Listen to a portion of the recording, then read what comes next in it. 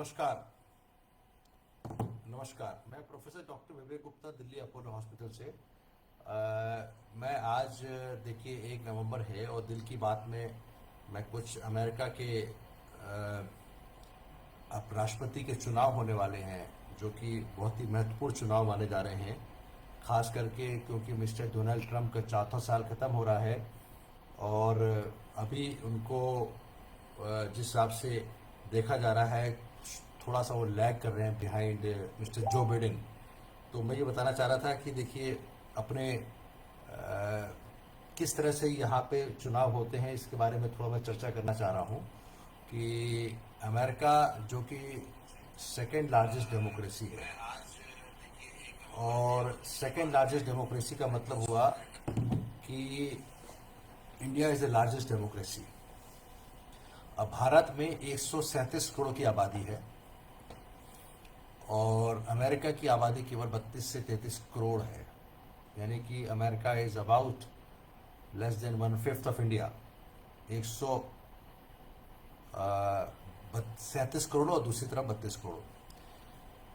लेकिन सबसे oldest democracy है तो अमेरिका है। सबसे बड़ी बात है 1834 से 54 में इनकी independent it was America was declared as a democracy, जबकि भारत आजाद हुआ 1947 में। तो भारत स्टिल इन चाइल्डहुड, कहते हैं अभी बचपना चल रहा है भारत का, जबकि अमेरिका जो है एक बड़े पुराने 200 साल से ऊपर की डेमोक्रेसी है।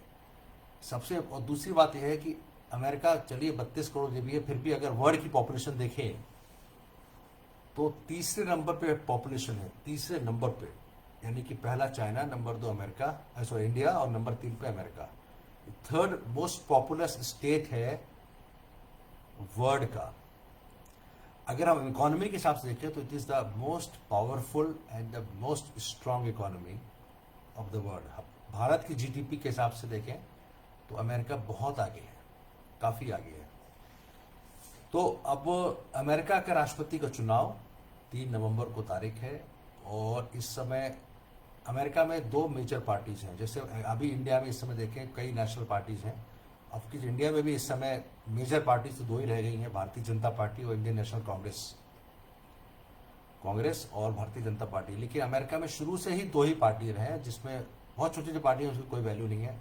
एक है डेमोक्रेट पार्टी जिसको लिबरल्स बोला जाता है, और दूसरी एक है रिपब्लिकन पार्टी जिनको कंजर्वेटिव्स बोला जाता है। दोनों का जन्म, यानी कि दोनों जो पार्टीज हैं वो 1820 और 1850 के बीच में आई। क्रिस्टोफर कोलंबस ने जब अमेरिका को ढूंढा था, यानी कि the first person to reach American shores was Christopher Columbus. उस समय it was not a democratic country, वो 1300 में कुछ में था। तो उसके बाद कई राज्य आए, ब्रिटिश यूरोप के लोग गए। America was inhabited bye red Indians. उस समय रेड इंडियन इसलिए बोला गया क्योंकि क्रिस्टोफर कोलंबस एक्चुअली भारत को ढूंढने निकला था और पहुंच गया अमेरिका। तो उस समय उसको इसीलिए उन्होंने, जो वहां के लोग थे उनको रेड इंडियंस बोला उसने। लेकिन at that time there were only mostly different types of people who were living mostly in jungles. लेकिन वहां की वातावरण को देखते हुए सबसे पहले स्पेनिश लोग वहां पहुंचे, फिर अंग्रेज लोग पहुंचे, और मोस्टली वो लोग पहुंचे जो कि क्रिश्चियनिटी को फ्रीडम फ्रॉम रिलीजन चाहते थे। यानी कि people who migrated from Europe to America, सबसे ज्यादा अंग्रेज थे इसलिए इंग्लिश वहां की लैंग्वेज हो गई, लेकिन Spanish were the first people to reach there.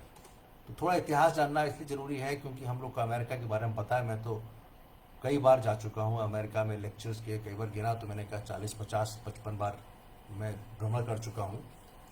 तो ये राष्ट्रपति चुनाव बड़ा कांटे का चुनाव है, लेकिन नॉर्मली ये प्रथा रही है कि 4 साल जो जिसने राज्य कर लिया, जैसे Barack Obama who represented the democratic party, Barack Obama represented the Democrat party जो कि लिबरल्स के रूप में कहते हैं, वो पूरे 8 साल राज्य किया उन्होंने, यानी कि he became the second president also.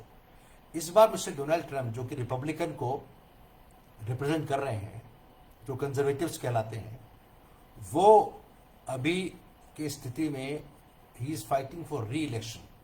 तीसरी बार इनको किसी भी राष्ट्रपति को या किसी भी अमेरिकन को अलाउ नहीं होता कि फिर से चुनाव लड़े, यानी कि 2 बार के बाद खत्म, you are become a common American. Bharat में जबकि फर्क है, अगर हमारे मोदी जी जो कि 20वें साल में चल रहे हैं as a head of state, पहले वो गुजरात के चीफ मिनिस्टर 3 बार रहे, उसके बाद प्राइम मिनिस्टर बने 2014 में और 2019 में फिर से बन के आए, और 2024 में भी अगर चाहेंगे तो हम सब लोग चाहेंगे वो फिर से चुनाव लड़ सकते हैं। लेकिन अमेरिका में 2 टर्म के बाद it is not permitted to even fight the election. तो एक तो ये बात हुई। इलेक्ट्रिकल पोलिंग सिस्टम में बड़ा फर्क है। हमारे भारत में जो कॉन्स्टिट्यूशन, जो electrical commission, election commission of India है, उसमें एक ही दिन निर्धारित होती है जिस दिन आप पोलिंग करेंगे ईवीएम द्वारा, इलेक्ट्रॉनिक वोटिंग मशीन से।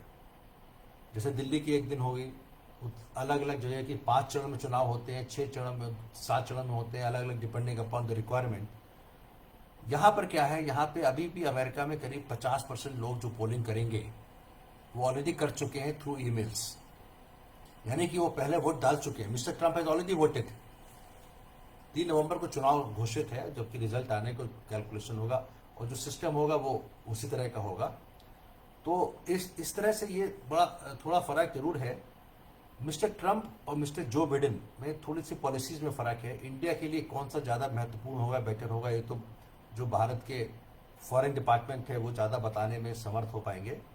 लेकिन एक जो चीज़ मैं अभी आपको बताना चाह रहा था, जो मैं डिस्कस करके बताना चाह रहा था, that is in relation to कि what is the difference between election और रैली। तो मैं देखना चाह रहा था, रियली सिंपल गाइड एक है जिस दिखाया कि जो बिडेन और मिस्टर डोनाल्ड ट्रंप का क्या फर्क है। The US president has a huge influence on the people lives both at home and abroad. That is why US president को कहा था the most powerful person of the world, क्योंकि he has influence on both at home as well as in the life. तो ऐसी condition में why US president election is becoming important, क्योंकि ये पूरी दुनिया को निर्धारित करते हैं। The US political system is dominated by 2 parties, जैसे मैंने बताया, जो कि रिपब्लिकन्स पार्टी है और दूसरी है Democratic party. Democratics are the liberal party of US and other candidates their candidate Joe Biden. He is an experienced politician, best known for serving as Barack Obama vice president for 8 years. 8 साल तक Barack Obama के vice president रहे हैं mister Joe Biden. यानी जब Barack Obama राष्ट्रपति थे, जो कि डेमोक्रेटिक पार्टी को रिप्रेजेंट कर रहे थे, उस समय वाइस प्रेसिडेंट थे मिस्टर जो बिडेन, जो इस बार राष्ट्रपति के चुनाव में डेमोक्रेटिक पार्टी की तरफ से लड़ रहे हैं। Both man are in the 70s, दोनों 70 साल के ऊपर है। देखिए उम्र के हिसाब से बोथ आर वेरी एक्टिव। अगर छोटी सी बात मैं डिबेट करना चाहूंगा, भगवान कृष्ण जब महाभारत हो रही थी उस समय उनकी उम्र थी 79 years and he was the main player for the Mahabharat. उन्होंने इतनी मेहनत की बचाने के लिए सबको, अलग बात है, लेकिन महाभारत में श्री कृष्ण जी की उम्र थी, भगवान कृष्ण की उम्र थी 79 ईयर्स। तो both man are in 70। Mister Trump की 74 साल है, जो कि जबकि मिस्टर बिडेन 78 साल की उम्र में है। ओल्डेस्ट अगर ये बनते हैं तो it will be the oldest first term president in the history, अगर ऐसा होगा। अब electrical voting allocate to each state, वो क्या होता है, 270 out of 538 are needed to win the presidency. यानी कि इलेक्ट्रिकल वोट्स जो हैं 270 हैं, जो कि 538 में से जीतने के लिए हैं। पर स्टेट के हिसाब से कैलिफोर्निया, टेक्सास, फ्लोरिडा, न्यूयॉर्क में 29 हैं, फ्लोरिडा में 29 हैं, टेक्सास में 38 हैं और कैलिफोर्निया में 55 हैं। Who can vote and who can not vote do the voting, ये भी बड़ा फर्क है। If you are a US citizen and you are over 18 years, you are eligible to vote, 18 साल के ऊपर, in the presidential election which takes place every 4 years. However, lot of states have passed laws requiring voters to show identification documents to prove that you are before that they can vote. अब ID की जरूरत भी वहां भी पड़ने लगी है।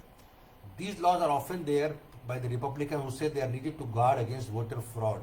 यानी कि वोटिंग फ्रॉड को गार्ड करने के लिए उनके भी इस तरह की बातें चल रही हैं।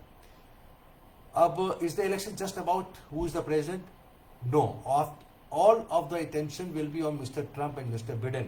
But voters will also be choosing a new member of Congress when they fill in their ballot. Ballot में member of Congress को भी वोटिंग करेंगे। if they had a majority in both chambers, they would be able to block or delay President Trump plan if he is to be re-elected. All 435 seats in the House are up for the election this year, while 33 Senate seats are also up for grabs. All 44.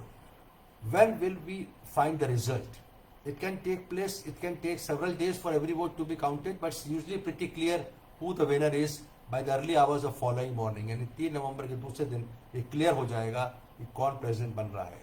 इन 2016 में Donald Trump took to the stage in New York at about 3 a.m. to give his victory speech in front of crowd of jubilant voters. Hillary Clinton को उन्होंने हराया था, जो कि Democrat की थी, Democrat की रिप्रेजेंटेटिव थी 2016 में. तो 2016 में सुबह 3 बजे उनको पता लग गया था सबको कि ये mister Donald Trump is the winner from the Republican party.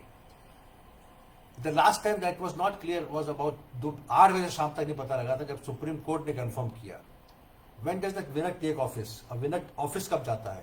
If Joe Biden wins the election, he would immediately replace Mr. Trump, as there are just set transition period to give the new leader time.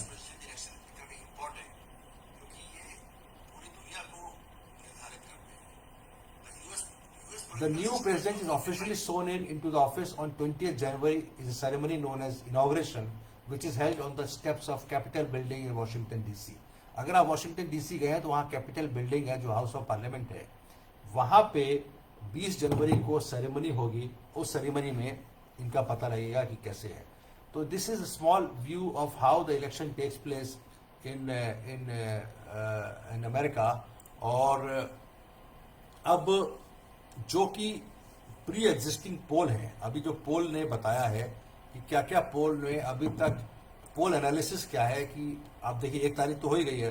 तो poll exit poll analysis is little interesting.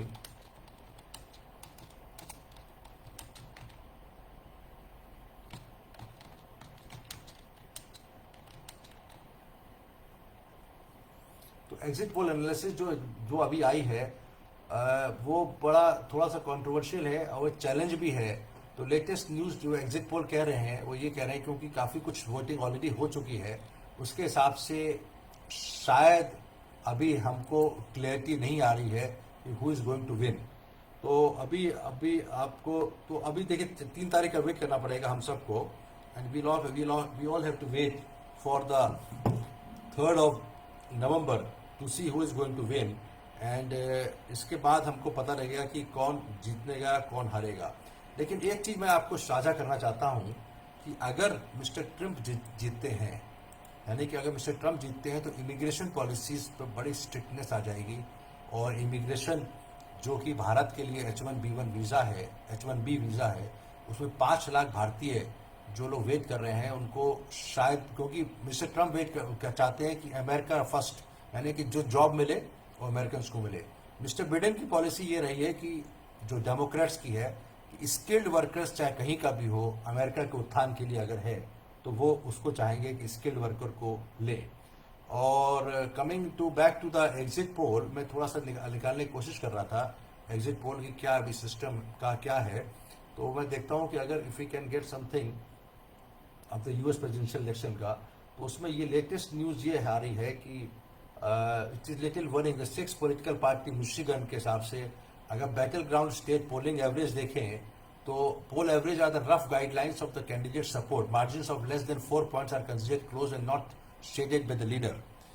तो अगर हम Arizona में देखें तो Biden is 50%, Trump is 46%. Florida में 50% Biden, 47% Trump. Michigan में 51% Biden and 42% Trump.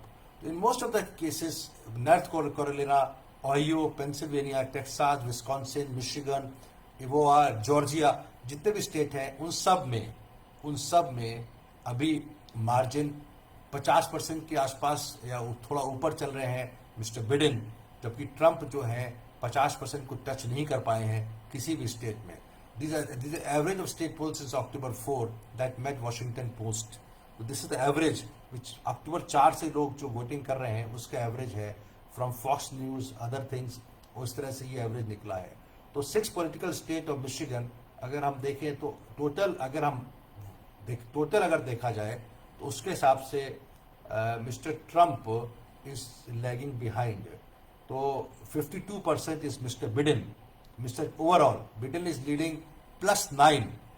The national polling average, the average of national polling average, 52% is Mr. Biden and 43% is Mr. Trump. But the same thing happened in the 2016 election. That exit poll had shown Hillary Clinton to win. But what was the system, which I am not very sure, but Mr. Trump was the clear winner finally when the results were announced. तो ये देखने की बात होगी भारत के लिए दोनों राष्ट्रपति जो भी बने वो भारत को किस तरह से सपोर्ट कर सकते हैं इंटरनेशनल अरेना में, वो हमको देखना पड़ेगा. All the best for both the Mr. Trump and Mr. Joe Biden. Who becomes the winner finally, we don't know. But this is a more strongly pitted battle, especially with the corona crisis, and Mr. Trump himself suffered from corona. This is very important. अब ये साल जो नवंबर 2019 में जो Covid आया, तो mister Trump की most of the planning is that he is cursing and is blaming, and which may be partially true, कि कोरोना की क्राइसिस के लिए चाइना जिम्मेवार है और he is trying to close lot of things for China, कि उन्होंने ऐसा किया है एंड इकोनॉमी में कट डाउन कर रहे हैं. और ये दो बातें, तो कोविड-19 में mister Trump was very lucky to be treated very fast and he recovered very quickly from COVID-19 because he was, lot of people don't know the treatment protocol. जो knowledge है उनको treatment दिया गया.